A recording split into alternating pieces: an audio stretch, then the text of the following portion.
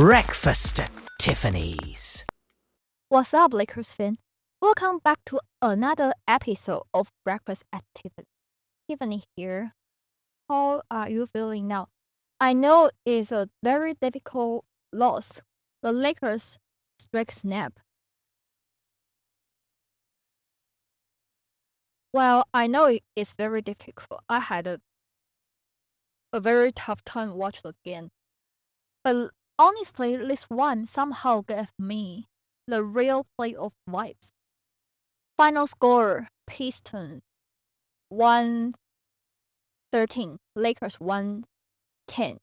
And yeah, the 9-game win streak is over. First loss since March 5th in Denver. Now 46 and 26. This one was actually one of those games where it didn't feel like the Lakers played bad. They just couldn't get a stop when it mattered most. I mean, like, if this game was happening at the very beginning of the season, we would be lost, like, terribly, right? So, this is a big improvement for our guys. Luka still did Luka things. He finished with 32, 7, and 6. Control the game for a long stretch. Austin had 24. LeBron nearly had a triple-double with 12, 9, and 10. But it just felt like Luka was carrying the offensive load too much, and no one else consistently stepped in to really take pressure off him. That's why I said it gave me the real playoff vibes. And we gotta mention the contest too. We miss Marcus Smart and no Rui Hachimura tonight. That matters. You are already thin, and against a physical team like Detroit, you feel like immediately. So what actually happened in this game? Okay, so the starting lineup was Luka, Austin, Reaves, LeBron, and DeAndre Ayton. And early on, it was kinda ugly offensively for both teams. But Luka came out aggressive like always. He always had a very great and beautiful first quarter. He has 17 in the first quarter tonight, basically keeping everything afloat. But he didn't score in the second quarter. He had a 0-4. And I somehow feel Luka might still be a little bit bent up. It looks like he's struggling to deal with the pace and physicality that Pistons play with. He was not efficient enough as he always does. He didn't quite have the burst to the basket today, and he was hobbling all game. Looked very tired. But he's not the only one who looked tired. The Lakers play with a lot of fatigue. I know it's difficult to play on the road, and especially a long stretch. So LeBron had 0 points in the first half, which was wild. But it wasn't like he was playing bad. He just didn't get early touch and wasn't forcing anything. He didn't try to make those difficult shots. He was trying to let the game come to him. And defensively, there were some good moments. Jason Hess gave solid minutes protecting the ring, making hustle plays, which I want to give him his flowers. He deserved that. But the turning point was really the second quarter. The flagrant from DeAndre Ayton led to a 5-point possession. And from there, Detroit's energy just took over. They started hitting shots, playing more physical, applying pressure. The Lakers just didn't have their leg. They didn't know how to respond. Their jumpers were not falling. Offense got stagnant. Detroit dropped 42 in the second quarter. and suddenly you are down 65 and 52 at halftime. But gotta shout out to the team and the coaching staff. Coming out of the third though, the Lakers rebound, like always. I gotta say here, during this winning streak, the Lakers always did some adjustment during a halftime, and which was very impressive and very strong and very important to win the game. So yes, this one was another example too. Austin started to find his rhythm. LeBron finally got his first shot and got more involved. And you could feel the momentum shifting. They started playing faster, more connected, and just chip away possession by possession. By the end of the third, Luka hits a couple big shots, and it's a 2-point game. So now you are thinking, okay, this is right there.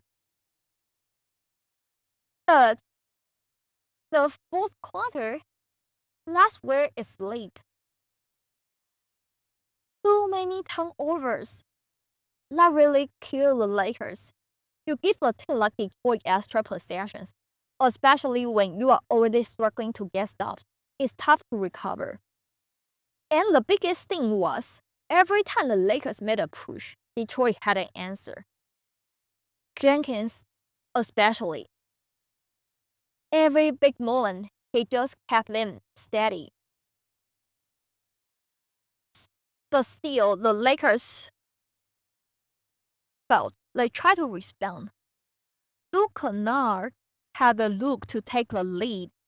It rims out, and Atten stepped up, hit 2 free throws to pull them up 1.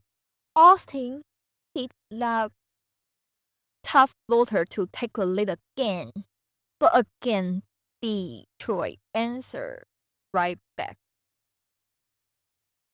Then you get to the final possession. Luka gets a clean look. That's the shot you want. It just doesn't fall, and that's the game. It happens all the time. The one thing I want to talk about was the last break and the coaching decisions at this game.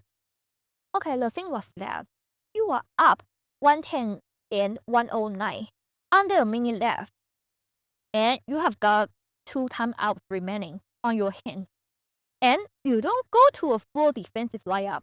Yeah, lost Redick, his play style, and I get both sides here. JJ kind of went with the middle approach. He puts Atten in, but keeps Austin on the floor. The idea was, if Detroit scores, you don't have to burn the timeout. You can push right back and attack. And Austin Reaves, we know he's the best guy to do that, right? Especially because Detroit had some weaker defenders out there at that moment. So there's an opportunity to go quick before they set up. They just sub out Arthur, Thompson, and Green, and sub in Hunter and Robinson. So that's the only reason I can think of what made him made this kind of decision, and they probably talk about this during a timeout. You gotta remember, at the same time, if you call a timeout to like sub in Wendell and next play, last possession, you call a timeout to sub him out and sub Austin in. But Detroit could have the same opportunity to sub in their defensive piece again, right? So that's the point. One stop probably wins you the whole game.